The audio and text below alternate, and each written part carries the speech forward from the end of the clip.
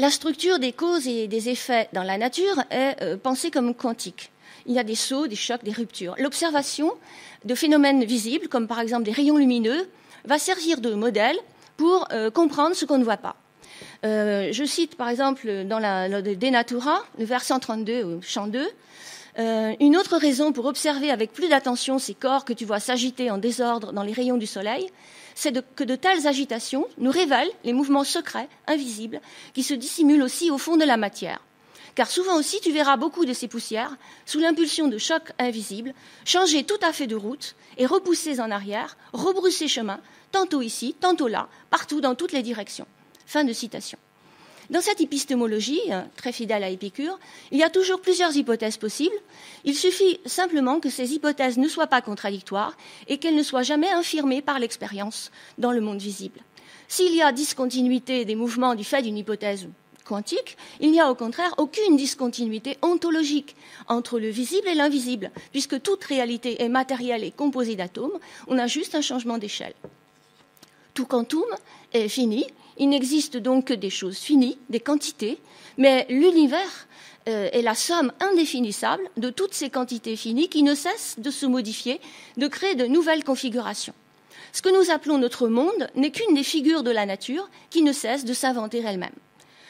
Mais par quel processus adviennent les choses finies, les corps composés?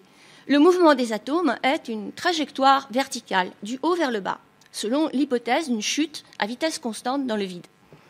En effet, s'ils tombaient selon des trajectoires verticales, comme par exemple des grains de pluie, ils ne se rencontreraient jamais puisqu'ils tombent à la même vitesse. Or, il faut qu'ils se rencontrent, puisqu'il faut qu'ils forment des corps. Donc, il faut qu'il y ait une légère déviation de certains atomes pour pouvoir provoquer une collision avec les autres, un rebond, et de là, la possibilité de faire émaner des agrégats. À ce moment, Lucrèce souligne qu'il y a un enjeu moral et métaphysique pour faire une telle hypothèse physique, car il s'agit bien d'attribuer au processus naturel l'initiative du pas de côté. Je cite, « Il y a pourtant des philosophes ignorants des propriétés de la matière, et selon qui la matière ne pourrait, sans l'intervention des dieux, s'accorder harmonieusement avec les humaines nécessités. Quand ils s'imaginent que c'est pour l'homme et par les dieux que tout a été créé, ils se trompent, ils s'égarent fort loin de la vérité. » Fin de citation.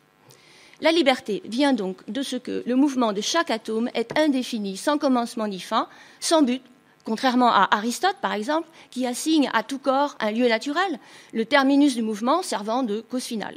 Rien de tel pour Épicure, l'atome est libre, et c'est de là qu'il faut partir pour faire la genèse de la liberté humaine.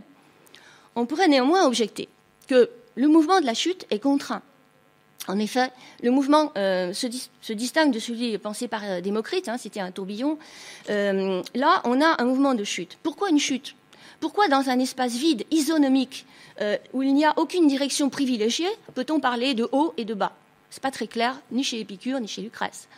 Il semblerait qu'ils adoptent le point de vue d'un observateur relativement auquel le mouvement de l'atome apparaîtrait comme un mouvement de chute.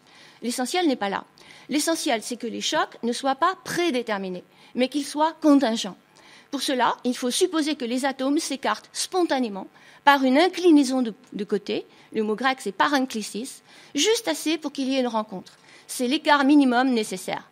Nec plus quam minimum, dit Lucrèce. Cette hypothèse est-elle celle d'Épicure? On n'en trouve pas trace, par exemple, dans la lettre à Hérodote. Oui, les témoignages convergent. C'est la même idée. La déclinaison des atomes brise la chaîne du destin. Elle introduit une spontanéité au sein de la nature.